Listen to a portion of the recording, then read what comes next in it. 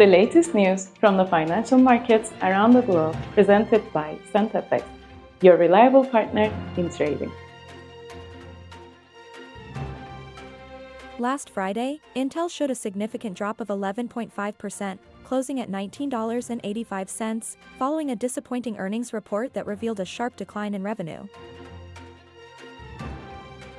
The Nikkei index traded below $32,000 on Monday, hitting its lowest levels since October 2023, as the global sell-off triggered by Donald Trump's aggressive tariffs and the resulting trade war intensified. U.S. natural gas prices have fallen below $3.80 due to warmer-than-expected weather, reducing heating demand and concerns about a global recession dampening market sentiment. The New Zealand dollar weakened to around 56 cents, building on a more than 3% decline from the previous session and nearing multi-year lows, as risk-off sentiment dominated markets.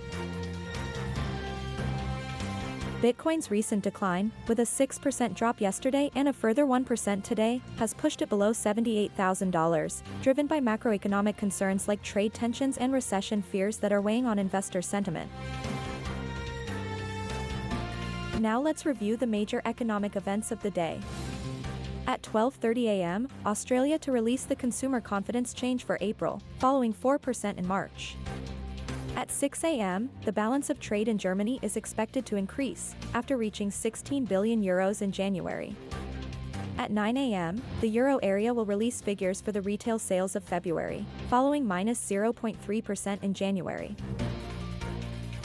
Tomorrow's major economic events.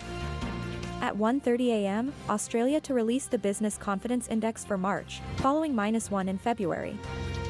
At 6:45 a.m., the balance of trade in France is expected to increase, after reaching a trade deficit of €6.5 billion in January.